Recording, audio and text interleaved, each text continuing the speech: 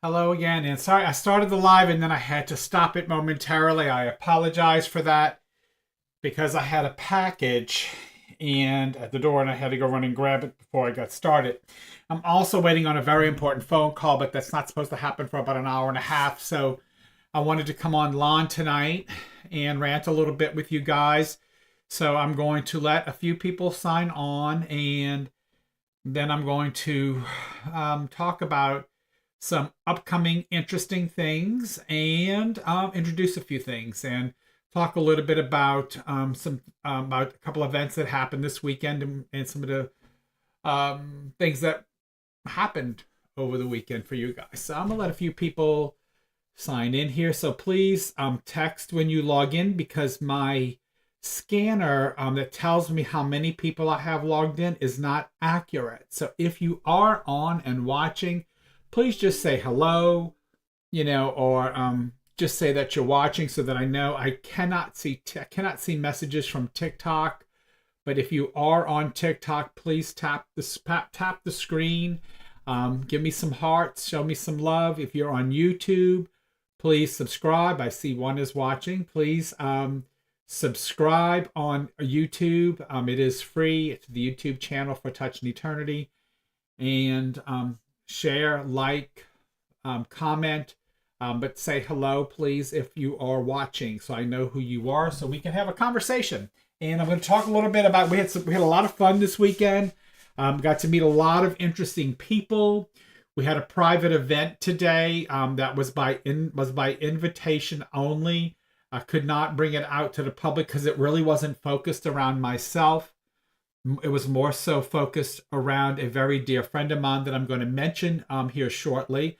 I was hoping that she could have stayed around a little bit and we could have done something online together, but she had to go, so she couldn't. But we had a very good event today, and it was a gallery. And I let her invite as many of her friends as she could, and I was able to invite a few friends, and so I invited everyone that came to the Saturday event, the grief group, and invited a couple of other people to the gallery today. Hey, Daphne.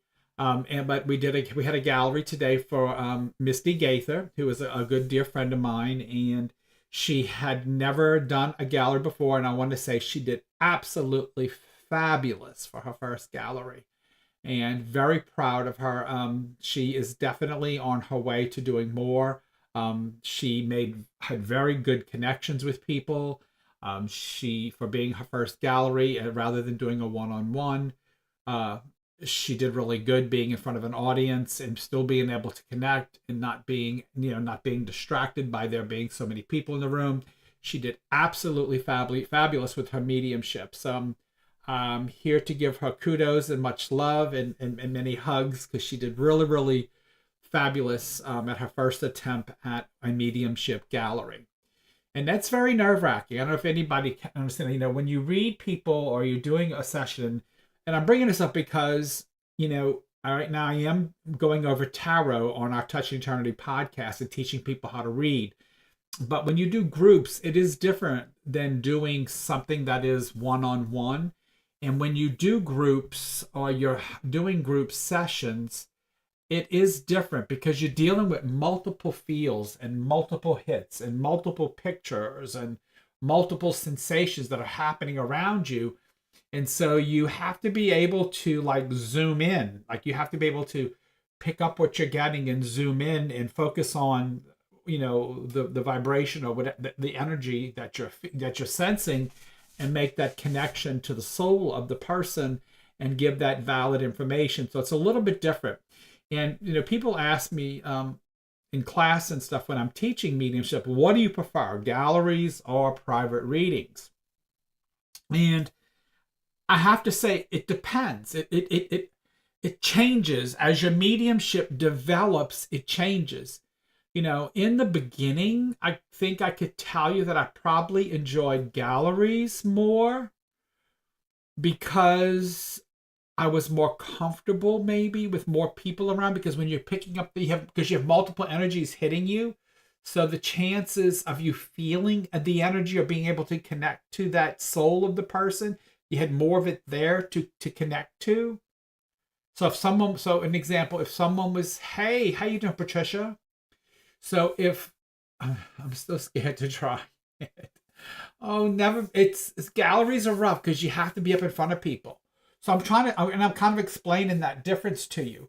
So, you know, when you're in a room full of people, like when you're in a room full of people, if someone is blocking you or someone is very nervous or tense and they're not making a connection with you, there's other people that can make a connection with you.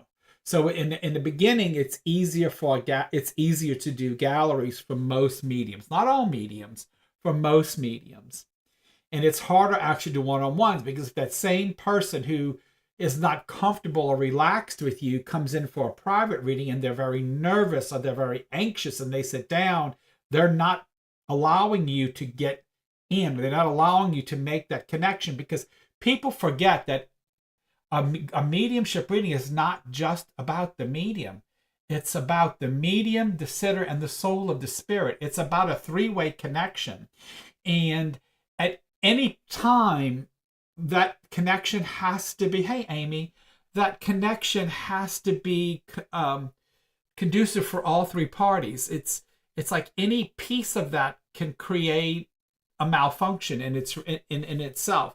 So in the beginning, until you become comfortable enough, galleries are usually easier for mediums when they first get started, when you have an audience of people in front of you, because you have so many different people or energies to pull from, it's easier for you to tap into the soul of a person. But the one-on-ones are harder because if you get somebody who, we like, me and Trenny like to tease it, we call, if we get that Virgo who's very A, B, C, D, and they very staunch and they, well, prove it to me type person, and they block everything, those will wear you out because you have to get in there, and unless you've been doing it a long time. I don't want to keep saying, I don't want to use the word professional because it's not about being professional. It's about you just being able to maneuver in through that and get into the solar person. And you can be at any level. It just depends on how you've developed and how, if you can break through that and get into that. And sometimes it's easy, sometimes it's not. For me, there's been like only about 2 times, maybe 3 in my entire career that I've ever really had that problem, where someone was really blocking me, or it was an incident that happened that created that type of a block, or where someone couldn't understand, I wasn't blending. I want to use the word blending. I wasn't blending with the person.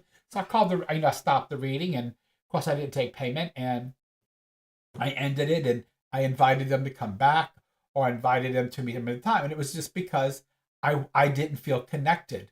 And again, it could have been my problem, could have been them. I don't know. I just know that I wasn't feeling connected to at least one person. One lady was on the phone, and she was old, and I was doing a phone reading, and I was talking to her, and everything I was saying she couldn't understand. And again, I don't know if it's because she was older and maybe might have had something going on where she wasn't comprehensive to what I was saying, or if it was the fact that maybe I talk fast. I don't know, but her and I were not, communicating effectively, and so I didn't feel I was good for her. And so I was honest. After about 10 minutes in, I just said, ma'am, I don't feel that we are communicating properly. So I ended the session, and of course I didn't charge her. And I apologized, and I told her that if she would really like a mediumship reading, that I would recommend that she do one in person. So I asked her the town she was in, and then I recommended her to some mediums that were local to her, where she could have a face-to-face session, or even tell her to even try an online session. But she said she didn't have a computer. So I said, well, maybe you need to just do something that's face to face. And so I found her and gave her some recommendations, and then there was another woman who literally drove, and I felt really bad about this, but And this is actually what I want to share with you guys, which was really cool because I should have been sharing with you. And I just, guys, I'm new to the new podcast world, so I don't really promote myself like I should, but I'm learning. And so we're getting there. So one lady drove like 4.5, almost 5 hours to see me. She was late for her appointment. And she lived in Shreveport and I was in Metairie. Now I was driving through Shreveport to get to Metairie. I could have stopped to see her, but she was determined to come to Metairie to see me for some reason. Well, she was about 45 minutes late for her appointment, and I had somebody behind her.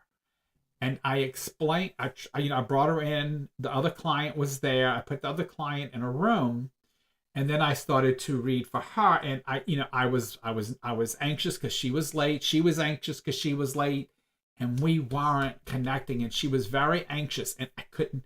And I finally just said, "Ma'am, look," I said, "I know you drove a long way." I said, "I apologize." I said, if you would like, if you want to just go relax somewhere, and then we can maybe do this later on. I said, but I got a client sitting in there that we've already now 15 minutes into her appointment. I said, I can't keep her waiting. You were late for your appointment. I said, the anxiety, I don't want to feel rushed for reading you. I said, I drive to New Orleans all the time through your town. I'll be more than happy to give you a free reading when I drive through your town. Or if you want to wait until after her session, I will then read you then. Oh, well, I got to drive back. Well, I just thought this was a bunch of BS anyway, and she got up and she left. That did happen. And then I read the woman who was waiting and had a beautiful reading. I mean, I didn't charge this woman anything, but the woman that came behind her, I had a beautiful reading. I brought her daughter through and a boyfriend of hers that had passed and told her that those two were together and had a beautiful reading. It was the first time that she really had a connection with her daughter, that she had a connection with her daughter since her daughter's death. And this woman was in a lot of grief. And I didn't know at the time that she was a writer.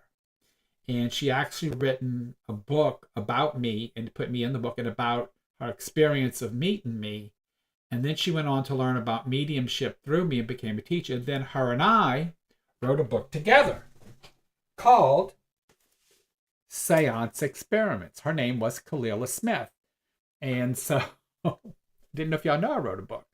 And so what this book is about was the journey of this mother, Kalila Smith, who went on this journey of horrific grief after losing her special needs child. And she met me, this medium, who started taking her and teaching her about seances, where actually one seance, she was actually able to, Amy, you will hear back from her today because she didn't have days to give anybody because she's been sick and she just got well. She came here to see me today and I gave her a whole bunch of days. So you should hear from her either today or tomorrow. And then she wrote a book called Afterlife Mysteries Revealed, is where she brings me up in my story. And then there's this book, which is the journey I took her on, where we started communicating to the other side and talking and going to live seances. We started doing live seances and going to table tipping and communicating with the other side, hence the journey about proof of the afterlife through seance experiments. And so it's, if you're into that, it's a cool read. It's just it's a story about a woman and her grief and how she found a medium, myself, who took her on a journey to find and proof that there is life after death, to console her in her grief, to bring peace and love back into her heart again.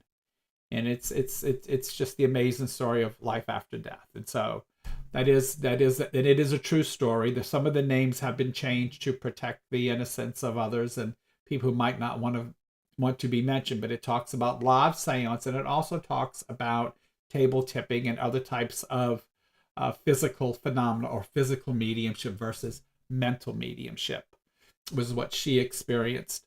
So again, it's all about that journey, and it talks a little bit about my journey in those two books. The first one that she wrote on her own, then the one that we wrote together. which is the Seance Experiment book. So again, it's very interesting. I do have another book that is in the process of being written, which is going to be coming out. I don't know when. I got as much as I work, I don't know when I'm going to be able to tidy it up. But anyway, there is another book that will be coming out, hopefully by next year sometime. But again, saying that, you know, to Misty Gaither and I did this gallery today, and it was really a great gallery. I hope to bring Misty in here with me one day, because the next move for her is not just to do gallery, but to be able to read to you guys live from the video screen, where all she sees is a name and some writing and a face, nothing else. And so I'm trying to get her to explore her talents, because she really is a great reader. She gave some concrete evidence today, and she really did really well for her first time being in front of a group of people versus one person. And that's okay. Like I said, I did invite people who came to the grief group on Saturday to the event, because there's only a few people that showed up for the grief group, so I invited all of them to the event today, because we only had so many seats, because my house only hosts so many. I thought my house only held 15, but today we actually held 17. I could have held 19. There was like 2 empty seats, because 2 people in the grief group I thought was going to come didn't come, and that's okay. It gave people a little bit of room to spread out, so that was okay, because my house was packed with people. My living room was packed with people. I had 17 people in my little living room. So it was a lot of people, and most people, I think at least 12 or 13 people definitely got messages before they left, maybe more. I don't think one. I think everybody I think got something, except maybe 2 or 3 that were there. Got something, so that was pretty good for an hour and a half of mediumship, and especially with somebody who is their first time out. Yes, Misty is amazing, and this was, like I said, this was her first time, Daphne, that she's been in front of a group, so it was really, really good. I'm hoping to get her here in the chair next to me. I can't be on a Wednesday, because that's Nicole's chair on Wednesday, but one night I'm going to invite her over one day, like maybe on a Sunday, she'll come sit next to me.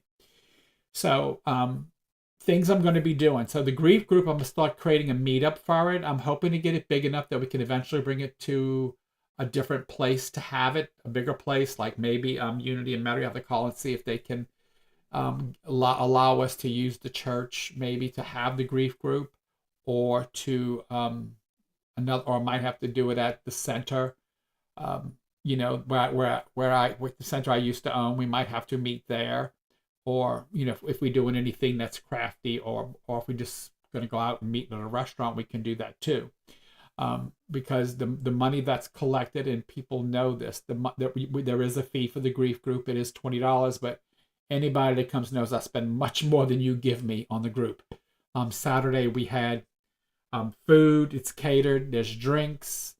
We gave away little rose quartz hearts. We gave away a bottle of champagne. I mean, I always make sure you definitely we spend the money that we collect. Every time we throw the grief group, there's usually an activity of some kind. So I did a lecture on all the stages of grief, and how it presents itself, and where you're at in that stage, and you were to think about that while we were going through that. Then we did Valentine cards. Everybody talked about their journey in grief and about people they loved and cared about on the other side. And then we wrote Valentine cards to each other, talking about, how we feel about them and their grief. And then we wrote one for ourselves. And it was to be a long one. And we're on these little heart-shaped cards. And you wrote, and then we decorated our little Valentine's bags like we did when we were in school, like when we were in like elementary school. We drew hearts on them, put our names and all on them, and opened the bags up, and I put a rose quartz heart in everybody's bag, and then they created cards for everybody, and then they did little cards in each other's bags, and then they took those home.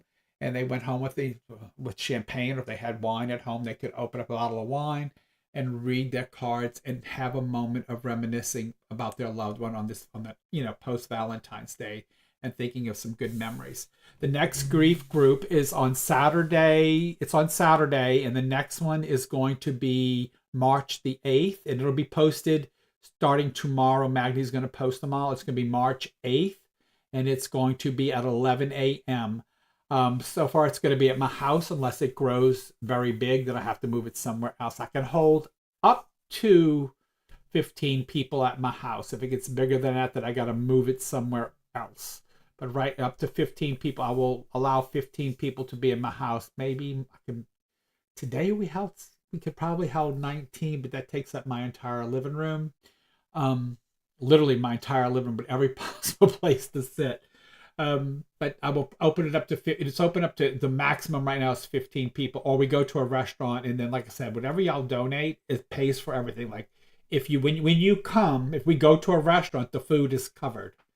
Like I think one time we went to Louisiana Purchase and ate. It was a buffet, and everybody got to eat, and everything was paid for. And then we talked about grief, and we talked about journeying, and we talked about empowering, we talked about fear, we talked about those things and how we feel. And the main thing about this group is to help people.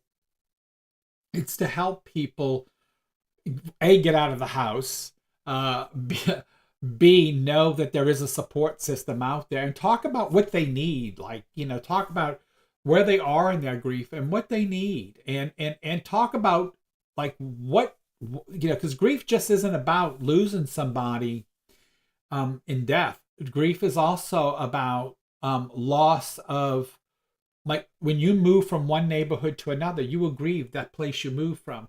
Losing a good friend that may move to another state. If you have kids and they go away to college, you're going to grieve that. Any kind of drastic change can cause forms of grief, or a loss of a body part, or all those things can cause grief or impact grief.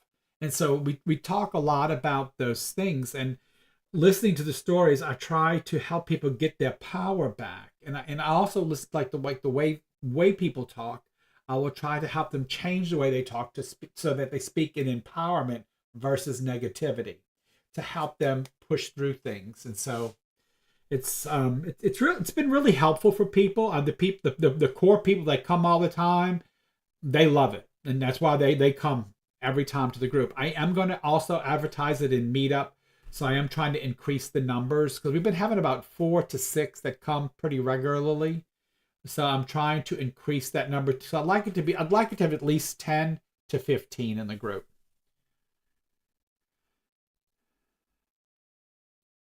Yeah, grief is, yes, agree. Yes, grief is the, yes. So love is one of the things that that does determine how much grief you're going to feel. But you know what else Kelly does grief cover?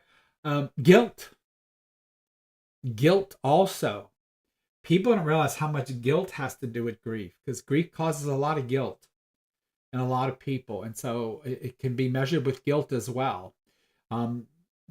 Love is the positive side of grief, but guilt is the negative side, because for every positive there's a negative. And so, and we hear those when listen to the stories. So one of the people that joins us in grief group, one of the reasons that they come to grief group is because they didn't understand grief, because they lost a family member and they didn't feel grief, and so they felt guilty. And so we had to have that talk about what creates grief, and then why you maybe felt it and why you maybe not felt it. And so you really have to really, so we really try to nail down on why you're experiencing what you personally, because grief is different for everybody, and grief is personal. You should never judge anybody else's grief. It's all about your grief, never someone else's. So you might experience grief different than the person next to you, different than the relative. That's why when I listen to people say, well, you never came to the hospital, you didn't love them, that's not true.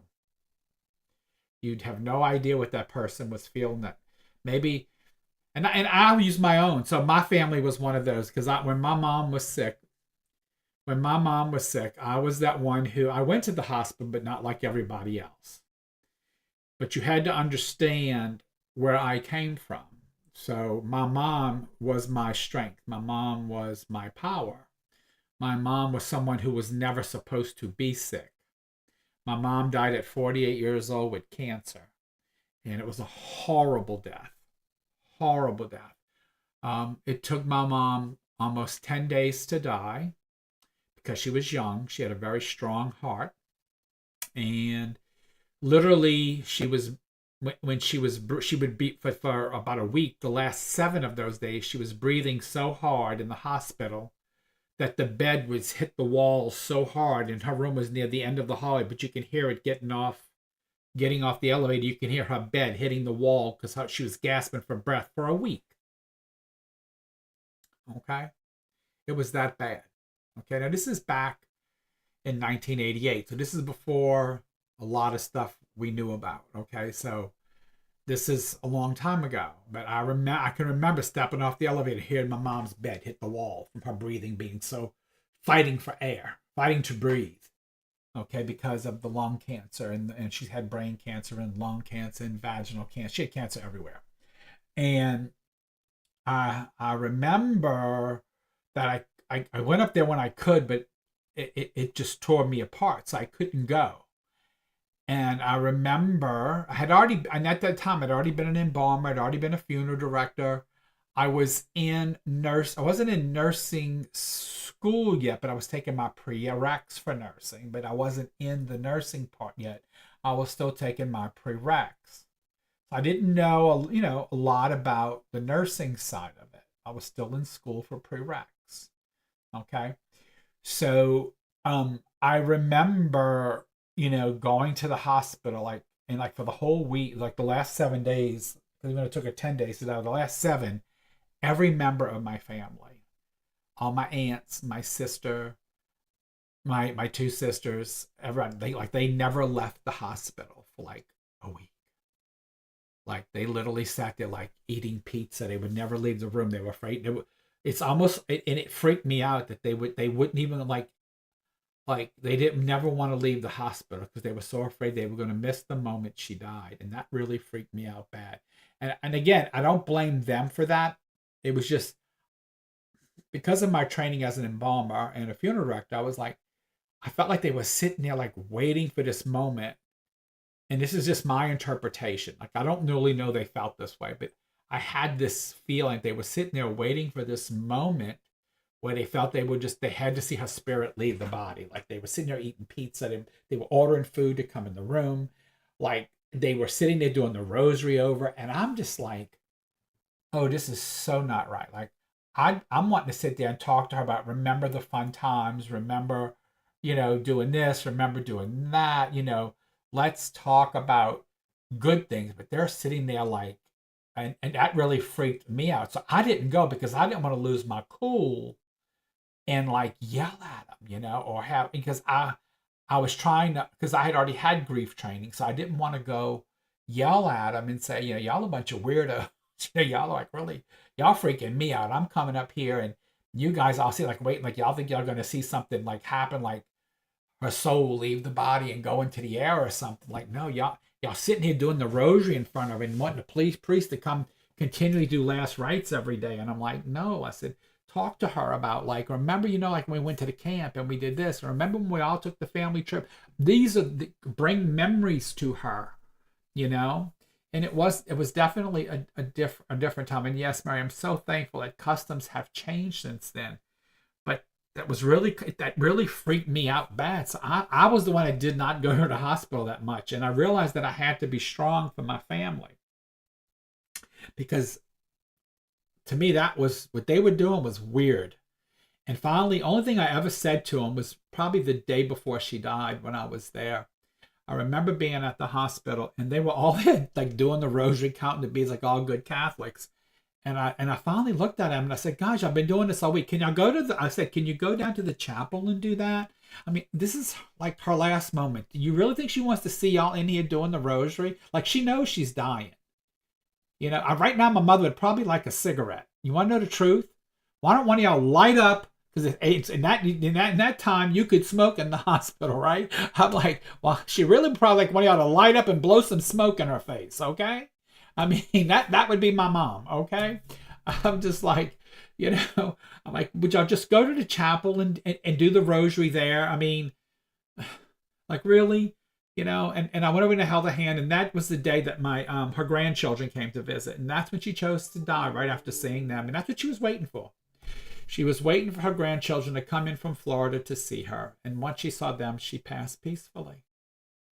I don't want to say peacefully because that 10 days was horrendous, but because that bed, boom, her breathing was. She had no like, I'd never seen, even in my nursing years, and I've been a nurse now, what, almost 27, 28 years. I've never seen breathing like that in my life. But that was her hanging in there, and she wanted to see that. She wanted to see her grandbabies before she closed her eyes, because it wasn't long after she saw them she checked out, and she let go, and she tired. She pooped out, and then she went, because she wasn't on a vent. She didn't want that, and so she wasn't on a vent. She wasn't on any of that, and she went. And I had to be strong because my family, that she was the glue in our family, and I was fine. And when she died, I was fine. I was fine for 30 days. I lost it 30. It was like 1 month after my mom died is when I lost it. That's when I lost it. Like I had a breakdown, and I had a breakdown in front of friends, in front of family, and I had my little breakdown. It lasted about 12 hours, and then I was fine. I had to shake it, and I did, and I shook it. And so to this day, she stays with me, and we shower every day and talk every day and have fun, So,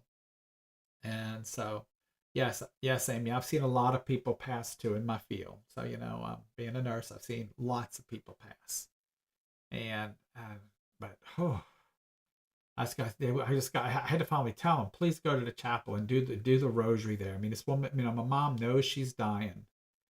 She does not need to keep being reminded of it constantly. Because y'all sitting around, like they didn't want to leave the room. They literally were ordering food into the room because they were afraid they were going to miss something. Oh, bless you. CNA assistant, bless you. Yeah. 11 days. Wow. No water, no food. So anyway, so that's, grief is powerful. And I've watched it morph people's bodies. I've watched it change people's appearance. I've seen it change their attitudes, their bodies, their minds. I've seen grief really take a toll on people. So I've seen it shelter people. I've seen it do lots of things. And so what I tell people is and I've learned this kind of from being in the funeral business, that, you really have to build a relationship with death, because there's really nothing wrong with death. When you really look at it, sometimes, not that you want to go there, but there's really nothing wrong with death. It's part of life. It is part of the process. I don't think you should welcome it. You let it happen when it's supposed to happen. But you prepare for it. You go through life.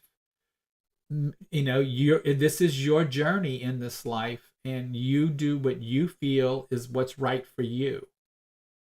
This is your journey in life, and no person, no government, no nothing should tell you what you should do, as long as you're not harming another individual, or you're not trying to control another individual, and you're not trying to hurt anybody else. You should be able to do anything you want to do, because this is your journey in this life. I don't care who you are, who you sleep, who you bed with, as long as it ain't, you're not harming anybody or controlling anybody, or it's only endangering yourself, or you can go jump off cliffs with wings on, or whatever you want to go do. I don't care. You can sleep with whoever you want to. You can dress however you want. It doesn't matter, as long as you're not harming somebody else. And people might say, well, if you dress weird, then people might look at it and they want to dress weird. Well, you know what? For them to dress weird, what you're calling weird, they had to have a little weird in them to begin with to dress like that. So you can't go there. Okay, so let people live and let people, as long as they're not harming you, let them live and be loved. Learn to love people. That's what I tell people all the time. So anyway, that's a little bit about grief. Now let's talk about tarot. I think we got 2 sessions left. We did cups and pentacles. We got wands and swords left. So those are the 2 sections we have left. And when I do the master class, which will probably be, I'll probably maybe do it in May, the master class. Or I'll maybe do an intuitive tarot first and then the master class. When I do the right before the master, when you do the master class, you will get a copy of this sent to you called Tarot with Sid, the whole story. But this is the book that I've been going over on Wednesday nights and online. You'll get a copy of this along with all the PowerPoints that are listed on YouTube. You can find those on YouTube. So if you follow me here, please follow me on YouTube and subscribe. Please subscribe. And please invite others to subscribe. When we finish tarot, I might do a week or 2 off. We're going to be on, but I might not talk about anything, tarot related or card related. But then I'm going to go into symbology because I do have a video already on YouTube about symbology. But Maggie and I created a symbology deck, and that's going to help you with your mediumship. So I wanted to talk to you guys, and since I've got quite a few of you online right now, so the next grief group is Saturday, March 8th.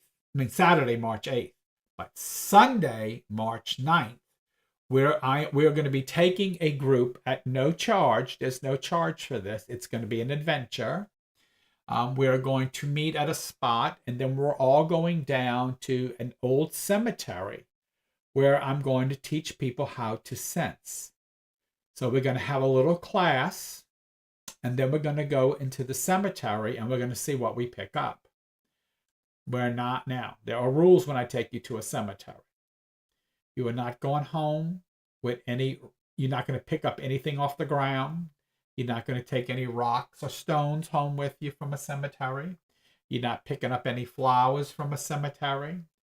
You just go in there to sense and see what you get. Okay?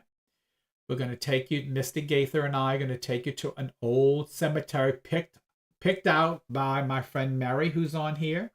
She picked out the cemetery. I'm going with her first. She is going to take me down there. I'm going to sense it, tell her what I get.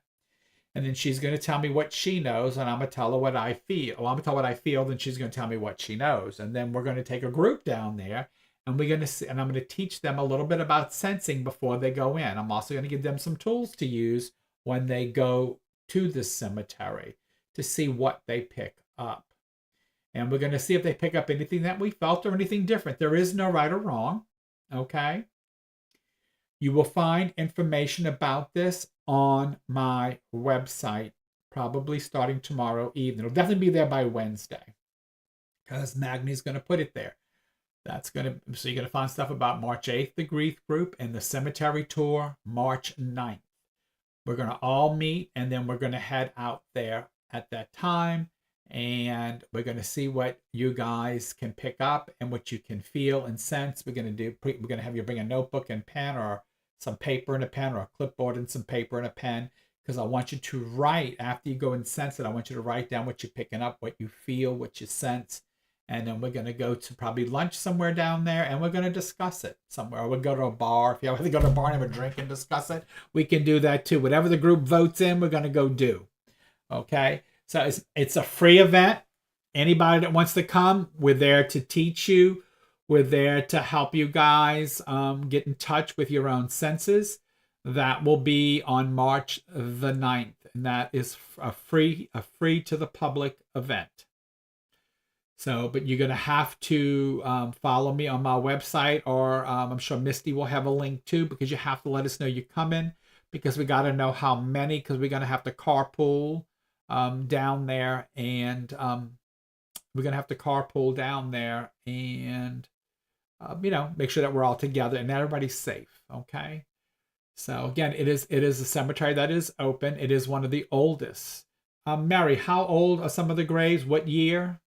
Post it. posted for us, Mary? What you said there was some, I think, from the 1800s. I'm not mistaken. Let's see. Let's see if Mary is still with me. But I'm gonna go sense it first. Yep, from the 1800s. So there's graves back there from the 1800s. So they're very old graves, and so we're just gonna go out there and we're gonna sense and we're gonna see what we pick up. There should be a lot of history surrounding that area because that area has a lot of ethnic history, and so should be interesting what you feel. And one thing we're going to do too is we're going to also look at some names, and we're going to see if we can feel things about names and family history by looking at names. That's also pretty cool too. But first, I'm going to just sense the area, and then I'm going to try to go to some particular grave sites and try to feel if I can feel anything about family history and names. And so I like to do that too, just see if I get anything. So that's going to be pretty cool. So if anybody wants to come on that journey with us, that's going to be March the 9th, and it's free. So I love free events. So if y'all want to come along, that is one to come along. And I'm going to put this out on Wednesday night because Alicia took our class that was about investigating, like it's psychic investigation. So I am going to invite that entire psychic investigation class as well on this journey. So there will be a lot. Hopefully we'll get a good enough group that we go down there and we'll have some fun. And then we'll go eat or go to a bar and talk about what we got and have lunch or have some drinks and talk about it, and then drives to be safe. So we will, that'll be on the 9th.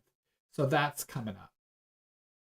So I'm very happy about that. Always fun and interesting. So, I had some great readings this weekend. I want to thank everybody that came on Saturday before the grief group and after the grief group. I had the pleasure of reading a family, two sisters that they had a parent that passed away just a couple of weeks ago. And I was able to immediately tap into the spirit world for them and pull in that parent that just passed away, which was really, I think, very needed for them because they were just starting on this journey. One sister was a regular client, and the other sister kind of didn't believe in all of this, but she believes now. And she kind of has an understanding because I kind of like to explain to people about mediumship and how mediumship works and how it does. And if you ever have any questions or doubts about, hey, Gwen, I missed you today, love. I hope you had a good day. Today was a beautiful day. I hope you got out a little bit, my love. It was a nice day. So anyway, like I said, it was a great experience reading for this family. And then afterwards, I had another friend who brought me one of her friends who I had actually had a reading with Gwen, who just signed up right after the grief group. And it was a very good reading. And then I had another reading right after Gwen with a friend of mine who she's moving to California, but I just had a reading with her and her daughter. And then she brought one of her friends who has never had a reading before. And so it was very interesting. It was just a very exciting. It was a very beautiful day for me. And I got to meet a lot of interesting people. And I love the work that I do. Unfortunately, right now, I'm still working full. I did sign up full time at the hospital, so my ability to see as many people as I want to see is not, my availability isn't as flexible because I do a lot of events on weekends. So if you see me, it's usually in the evening after work. So it's usually at 6 or 7 at night when I can see you. Also, I don't see people usually on Wednesdays, except for this week. I am seeing somebody before the podcast. So I might see one person on Wednesday if you are looking for an appointment. Also, I am going to only be working 4 days a week. Like this week, I'm only working 4 days, but Friday I'm leaving for Tulsa. So I can't see anybody on Friday because I'm leaving for an event in Tulsa, Oklahoma. I'm working Saturday and Sunday in Tulsa, but I got to fly there on Friday. I am doing a group reading online on Sunday. I have a family who needs me, so I'm going to be reading for them on Sunday. I do online stuff, folks. So if you're having a hard time getting with me, like in person, I can possibly squeeze you in online. Sometimes that's possible. I do also need to let y'all know that starting on the 26th of this month, which is the week before Mardi Gras, through Mardi Gras, and until the 8th, till the grief group, I have visitors coming in town. So this room that I'm in, this lovely room with the angel right behind us, will have a person in it. So I'm going to have family visiting me from Norway. Magni's family's coming down for a visit, and we're very excited. My niece, Emma, is coming down to visit us with Magni's parents. His mom and dad are coming down with our niece. Our niece has never been to America, so her first experience in America is going to be Mardi Gras. Yeah, this is going to be interesting. So I have to find some safe places that I can bring a 15-year-old. So I know we won't be going to the French Quarter. That is for sure. I know Zach told me today that they have a place for Endymion that's kind of on the parade route. I might reach out to him. I can also take them right by the hospital for Endymion. I just got to see how they feel, because also the night of Endymion is a Kenner parade, and that runs right by my house. So I need to see what my family from Norway is going to be up to, because Magni's parents have been to an Irish parade, the Irish Italian parade in Matteray, because we got married at that time, and so they happened to have one the day we got married was, I think they had an Irish Italian parade. It was either that day or the day before, and so they got to experience that. But but you got to realize, Gwen, that this girl is raised on a farm in the middle of nowhere. So being in a crowd of people like that is going to be a new experience for her. Being in the middle of a live marching band, no experience with that whatsoever. So this is all going to be all new sensations for her, which I'm sure she's going to love it. But it's all like new sensations. Like, I don't know if she can even handle the sound. You know what I mean? Like, she's never been exposed to anything like that. Her little heart's going to be racing. She's never been experienced that many boys probably in one place. You know what I mean? It's going to be like, I'm going to put a choker on. She's 15. Yet the little hormones are like going crazy. You know, like, I have to keep an eye on her. Her dad almost didn't let her come because of the time. But so I got to make sure that nothing happens to this child, because I would never be able to forgive myself, because like I said, her dad almost did not let her come because of the crowds.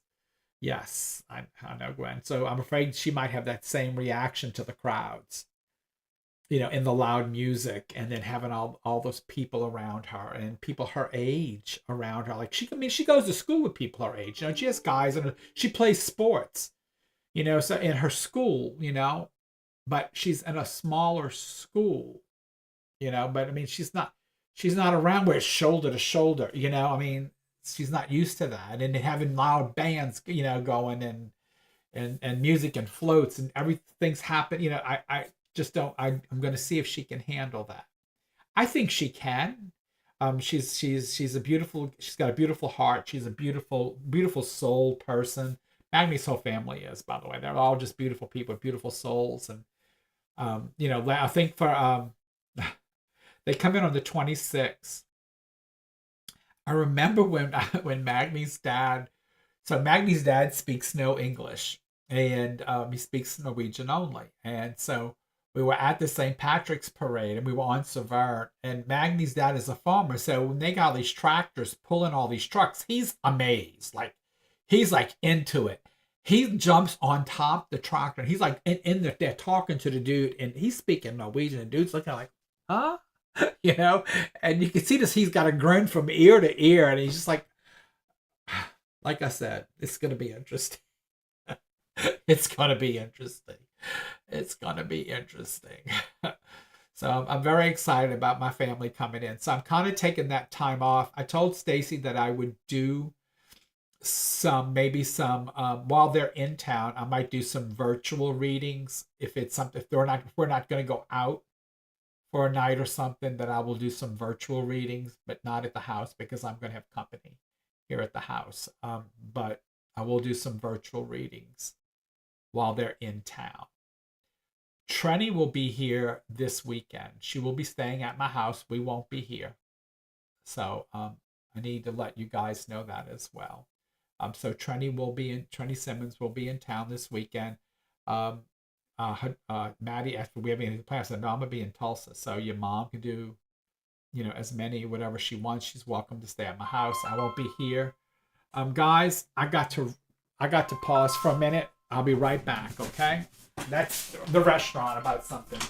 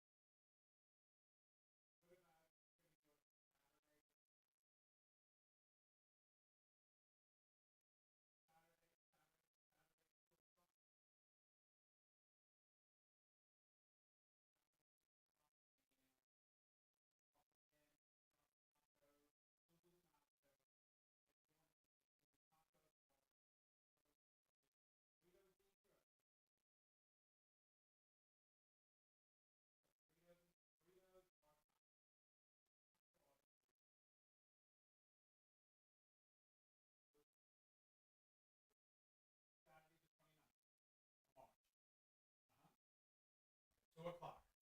All right. Got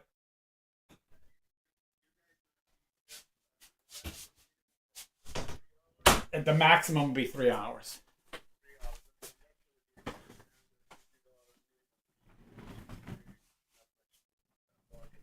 Right. Yeah. Yeah. Well, we're gonna have 45 people back there. They're gonna order. All right. Thank you. All right. All right. Bye bye. All right. Well, Daph, we got it booked, but it won't be Friday. It's going to be Saturday. Sorry, I had to leave you guys. I've been trying to book this restaurant for Nacho Dead people, but it's going to be on a Saturday, not a Friday. So I had to change some things for him to be able to handle us back there. Anyway. So it's going to be Saturday at 2 p.m. So anyway, so now the new event is going to be Saturday, March 29th, Nacho Dead People in Chalmette at Agave at 2 p.m. Tickets will be $50 with unlimited nachos. There'll be 2 menu items you can order, but it's at your expense if you don't want more than the nachos. And that will be the chicken tacos or the burrito. You can order that there. And there'll be drinks. You can order your drinks there too. But I'll be supplying you guys with all unlimited nachos and stuff at your tables for Nacho Dead People with Trini Simmons and I. So that'll be Saturday the 29th at 2 p.m. On March.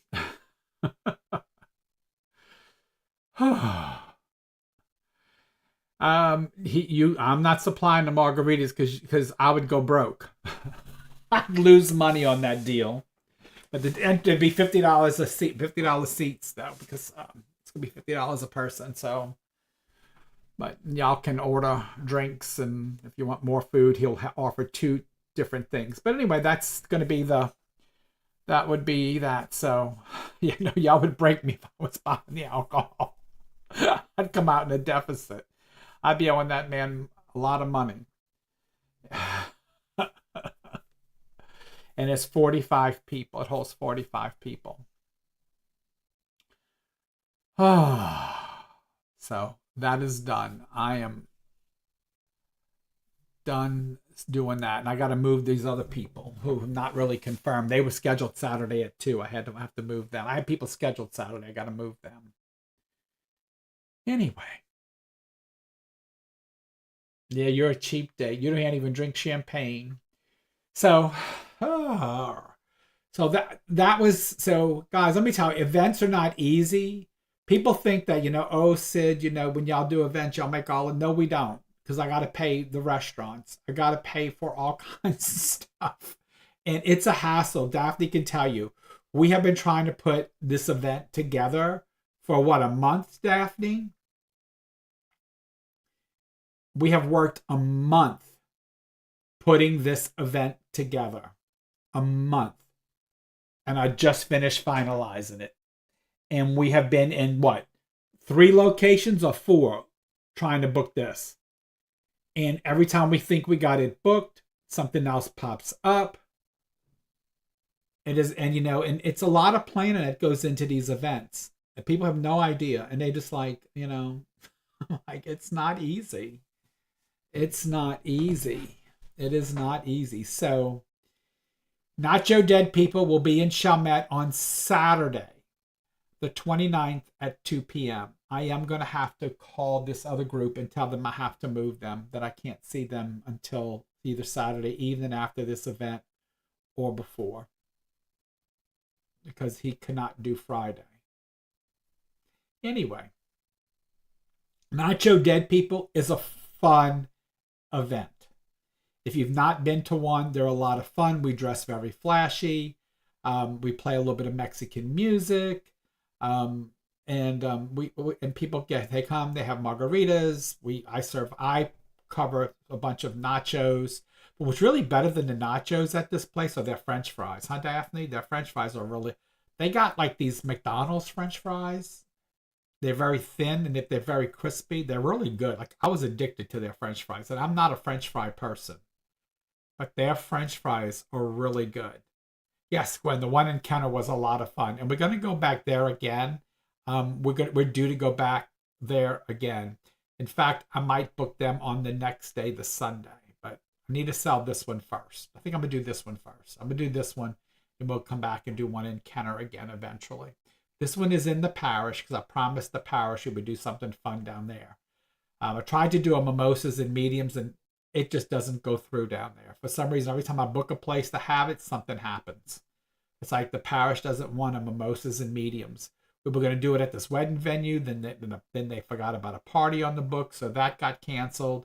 We were going to do it at this bar. They were supposed to cater it. Then the catering fell through. I'm telling you, it is a hassle to book these things. It is a hassle to book these events. It is a job. It's a chore. It is a chore. And then I try to put like Stacy on it, and like she'll do it for like a day or two, and then she kind of like she has stuck with me on the booking the our aura photography stuff. But when it comes to like going to the hotels and dealing with hotels and wedding venues and places, the event places, they're a challenge. And you got to keep them affordable, because if I can't keep them affordable, your ticket prices go up. I mean, to rent a birthday hall for 3 hours with just chairs, they want $650. I'm like $650 for just some chairs in a place. I can rent the hotel room, the hotel in Metairie for $175, and it holds 40 to 50. For $175, I'm just going to go there. Well, I'm going to pay you $650. I just need a meeting space, So anyway, people have no idea the games that I got to play to book something. It's crazy, and then most of the places don't have the parking. They'll give you the spot, but then there's no parking. So I can look at parking. It's a headache to do these big shows, to do the bigger shows. It's a lot. So I'm trying to find one or two places that I can use regularly. I'm thinking about trying a movie theater out here in Kenner. I really am. And maybe just booking a movie theater. Just make it easy. Because the movie theaters now have a bar. They got popcorn. They got nachos. You could even do nachos at the movie. I didn't even think about it. You could do nachos at the movie theater. I need to go try that. And just rent the movie theater and call it a Nacho Dead People.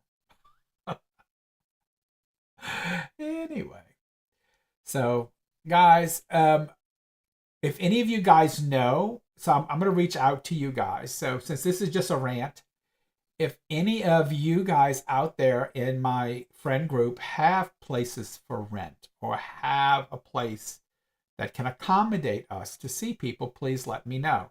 I have had some friends help me out. I have one of my clients who lives in a plantation who let us use the plantation once for a gallery, once for a shooting of a TV show. So that was helpful, and that was very helpful, and very appreciative. So again, if you know anyone or you can help us find a place that we can work, or if you have people who want us to come sense a place, but also like we can go sense your business or your place and then do a gallery there, and have an event there for you. We don't ever mind helping pay. We don't mind help pay you, but the event has to bring enough people to where it's beneficial to you to make money, and as well as pay us to make that journey and do that. So know that. So I have no problem talking with you guys about it, because I don't mind telling you what our fee is. It isn't, believe it or not, for a mediumship fee, it's not that bad. It's not nothing but you would pay somebody of our, in our field. We're very reasonable priced. So, it's not that bad. So, and again, and I don't mind if you make money on your end. So it just depends. As long as you have the space, we'll look at it and we'll see if we can afford that. But it's got to be able to draw people and hold people. We were using I still will go to Battlefield periodically, or the place next door. but it doesn't draw a big crowd there. I don't know why. People just don't get pulled there. Every place we've used in Chalmette pulls more people than they do. Call it, it isn't location, because it actually has a really good location. I don't know if it's the energy there. I don't know why that is, but I'll still go there.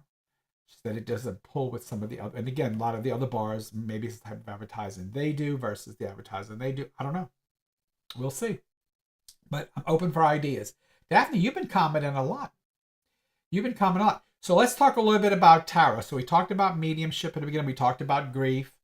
I got a little bit more time, so I'm going to talk. I got like about 20 more minutes. So a little bit about, let's talk a little bit about the tarot course that's going on. So, we talked about the major arcana, and we did pentacles and we did cups. This week coming, we're going to do swords, and I think the last week is the wands. So again, what you should have gotten out of all this is that each suit in the minor arcana is like a suit of cards, and each of those suits represent a hair color. So we've done cups, which are blonde-haired people, and we've done the coins, or the pentacles, which are dark-haired people. This week, we're going to be doing the swords, which are medium brown to light brown-haired people. And then the last week, we're going to be doing your red or strawberry blonde to red-haired people. Your auburn-haired people. That's your wands. So those are your hair colors to the suits. Hey, Mary Cat. Mary Cat, you need to message me. We're going on a cruise in April with the people from Portland. So if you want to come along, it's not this April, it's next April. So you got a year and some to pay for it.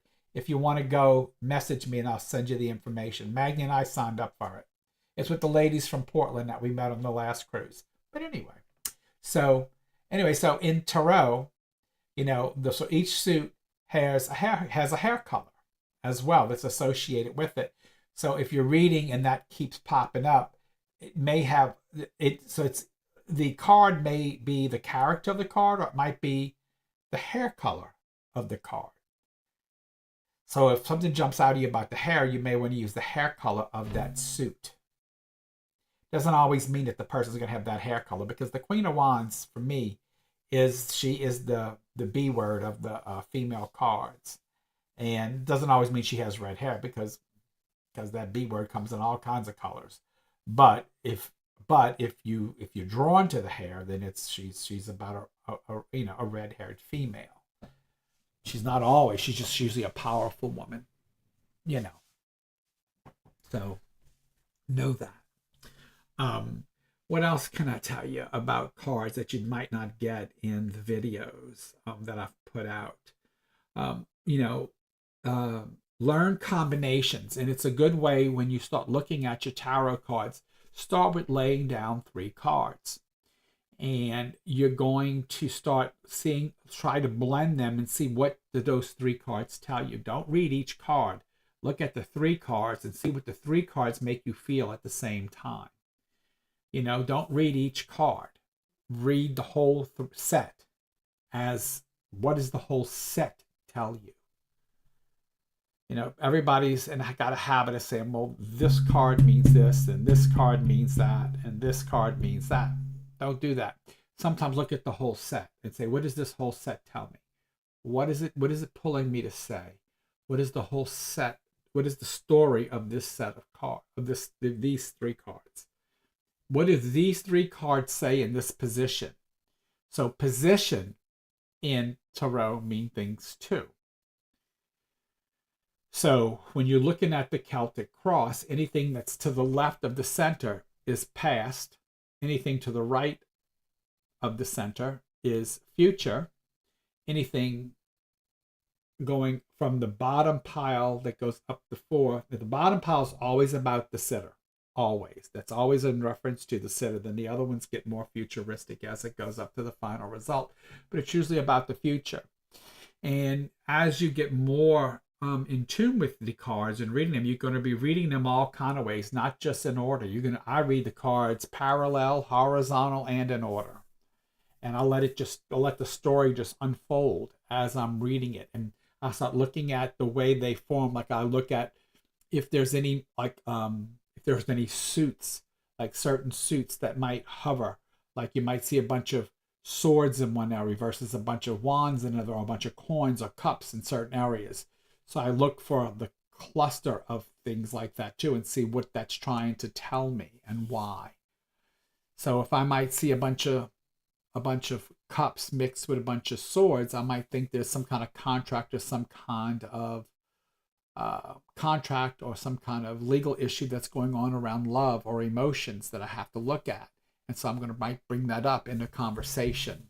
Or if it's coins and swords, it might be a financial contract, or maybe end of life stuff that they were looking at doing a will or something like that. I mean, so there's different things that are going to pull you to tell different stories when you're working with the cards. So, you gotta understand what the suits mean. So when you're looking at like the first one was cups. Cups deal with emotions and things that bring about emotion or take away emotions. It deals with the cups. They deal with the flow of things and deal with emotions. And the coins deal with value, money and value, or property, or things that can have value in your life. The swords deal with issues, and they deal with law, and they deal with contracts, and they deal with any type of political or uh, law or military, or sometimes surgery or professionalism as well. Those are your swords. And then your clubs deal with careers, or how we do things, or how we build things. Okay, those are kind of what the clubs deal with. So knowing those four things, and then when you start looking at the pictures, they start talking to you.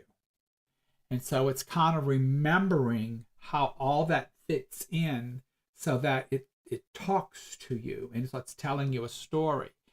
And when we do the last week is when I'm going to go over card lays with you. And I'm also going to teach you something that, I'm going to be honest with you, I didn't even know it existed other than in my family.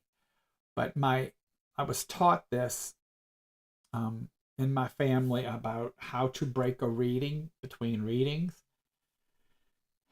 And I was taught this. I thought it was my family. Maybe it was Louise that taught me that. One of my mentors maybe taught me that. I think it might have been Louise that taught me. Anyway, it's turning. You shuffle the cards, and then you make three piles. And you'll hear me tell you this at the end. I make you do this with my cards. I start the way I finish, and so I start doing this, and I end my reading the same way. But you make three piles with the left hand, and after the three piles with the left hand, when I'm right before I read you, I make three piles with the left hand, and then I take the top card and I flip them around, and I look at them as I flip them, and I turn them around, a 180-degree turn on each pile. But I look at the card, and it tells me a little bit about what's going on with the person that I'm about to read. The three cards that I turn really do. They tell me a little bit about the person I'm about to read. And so I kind of look at them, and then I'll tell them something, and they'll look at me kind of weird, and I show them why I'm telling them that. I flip the cards over and show it to them. And it tells me a little bit about what's going on. And then I said, we'll probably talk about this more in your reading, and then I'll flip the cards over, and then I mix them up. But what you're doing when you do that 180-degree turn is you're breaking the last reading. And then I mix them up, shuffle them a little bit, and then I hand the cards over to my sitter, and then they shuffle them and hand them back to me, and then I'll start laying them out. And I do that in the beginning, and then at the end of the reading, after I do my lays, and then after I do my lays, I have them shuffle one last time, and I have them make three piles with their left hand. And then I give them three questions. So if anything that we didn't discuss in the reading that they want more clarification on, I let them at this time ask those questions and have them pick a pile, and then I answer the question with the pile they picked. And what I really found wild is how when they ask that question, the pile they pick gives the answer. Like if it's a money question, the money cards come up. If it's you know what I mean? It's like, it's weird that whatever they answer will like pop, well, those cards will pop up. It's crazy. Like they will pick the pile. I love you and miss you too, girl. That the pile they pick will answer their question. It's really crazy how that works out. The cards amaze me. They really do. And so I start the way I finish. I start and finish the same way. You know we're ending when I make you do the 3 piles with the left hand. We're moving into the final phase of your session. And sometimes I don't give you all 3 questions. If you're doing a 30-minute read, and I usually only give you 1 or 2 questions at the end. If it's the hour read and we have time, I'll give you all 3 questions. It depends on how much mediumship I do. People don't realize that when you book a combo session with me, and if you ever have any questions about my sessions, if you go to my website, sid-patrick.com, I have a video about every type of session that I do that should answer most of your questions about my sessions. In my combo sessions, which I really recommend for everybody. If you're gonna have any type of session with me and you're unsure, do the combo. It is because you get a little bit of everything, and it's averagely priced. And you're gonna get a little bit. You're gonna get a little bit of mediumship. You're gonna get a life reading. You're gonna be able to ask questions, and if I have time, I'm gonna do your numerology or something in numerology. I will do some of your numbers for you, not all of them, because numerology is a lot of numbers. But I will do some of your numbers while you're sitting there. But and if I have time still after all that, I will even look at your palm and do a little bit of palmistry too. But in the combo reading, it's a little bit of everything that I do. And so you kind of get a little bit of everything, including a little bit of intuition. So you get a little bit of everything. And it's a 1 hour reading, and it's $100. It's an hour reading for $100, and you get a little bit of everything. Unless you're in really grief and you really understand mediumship and you want a mediumship reading, then go for the mediumship. It is more expensive. It's almost double that. It's not quite double that, but it's almost double that. And I'm not going to pull out cards. I'm going to sit there and I'm going to talk to you about how I see, so that you understand how I see, so that when I'm talking to you, you don't compare me to another medium. You need to understand how I see, so that when I say something to you, you get it. That, you're not like, what did he just say? What did that mean? Like when I say, I see this person coming up to your side, you're like, well, what does that mean? Or if I say, I see a mother walking face forward, you know why I'm telling you face forward. You know what I mean? So I'm going to explain that to you before we get started, and then we get started.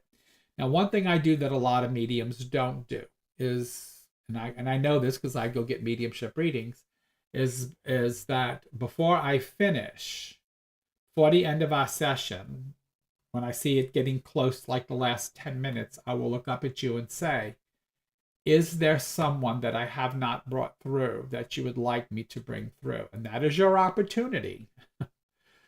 Because once I'm done, I'm done. That is your opportunity to say, yes, I have this uncle that I would like to hear from. And you have a chance then to ask, and I might ask you to give me something that I can tap into him, like give me a first name, or give me a relate, or give me, is he your mother's brother or is he your dad's brother? And just give me something that I can try to tap into him. And once you do that, I will go in and I will start giving you information about him. I will try. Doesn't mean I can connect to him. I will try. I will always try to give you somebody you wanted to hear from that maybe didn't come through for whatever reason. Because I can't always guarantee that everybody you want to hear from is going to come through. But I will try to give you who you really want to hear from. I won't give you more than one. I will give you one, because some people come with a laundry list, but we got 10 minutes left. I'm going to give you one. I mean, if like the other day, that those 2 sisters came to see me, their mother came through, and she's the only one. There was a couple others that showed up, but the whole hour it was mostly their mother, but their mother had just passed like 2 weeks ago. So it was like, I mean, did they want to hear from somebody else? I don't know. I asked them. They couldn't think. At that point, they were so overjoyed by what came through that they really didn't want to hear from anybody else. But, I mean, did they have other dead people? Yeah, I'm sure they did. They probably had quite a few other dead people. But at that time, they only wanted to hear from Mom. So, again, I mean, I don't know who's coming through, who's going to come through, who's going to come. But had mom not come through, then that would have been somebody at that point to say, "Hey, yeah, my mom. I want to hear from my mom." And then I would have, I would have tried to connect to her. And so please understand that. And just because, another thing I want to make quite clear to you too is, just because a medium doesn't bring through the person you want to hear from, doesn't mean they're not there. All it means is that the three of you couldn't make the connection. It doesn't mean nobody's wrong. It doesn't mean that nobody's not any good. It doesn't mean nobody's worthy. It just means at that moment in time that the three of you could not make that spiritual connection. It's nobody's fault. Do you understand? It's nobody's fault in particular. Okay? And I can't say it's the medium's fault. Can't say it's your fault. I can't say it's the spirit's fault. It's situational. At that point, maybe the medium or the spirit or the medium couldn't communicate properly. Maybe the spirit didn't understand the way, or maybe you weren't relaxed enough. Maybe the medium wasn't relaxed enough. Maybe there was too much grief on your side. Maybe the medium couldn't relate to you like he or she needed to. It could be a lot of reasons. Maybe the spirit and the medium didn't have that language connection like they should have had. It could be a lot of reasons. It could have been a lot of reasons. So it's nothing to ponder over. It's nothing to beat yourself over, because you can come back the next day and it could be all about that person. So you need to know that. Okay, so I need to make that clear. All you dead people with you 100% of the time, seeing everything you do. They know everything you do. They know everything you do. So I need to say that to you. And all right, folks, it's now 9 o'clock. So I am going to tune out. I want to thank you guys for joining me on my Sunday night rant.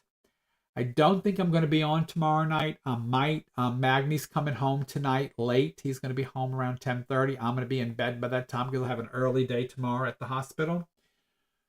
So I hope to see you guys before Wednesday, but please look us up Wednesday night. Don't forget, Wednesday night we'll be covering the swords from Tarot with Sid, the whole story.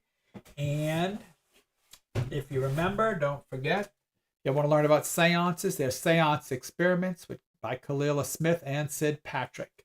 I love you guys. Don't forget to subscribe to my YouTube channel. Invite friends. The more the merrier. Let's have a party. The more you encourage me, the crazier it'll get, I promise. Good night, Gwen. Good night, Daphne. Good night, Mary. Good night, my Kate. Good night, everybody that's online. Love you all. Take care. Bye.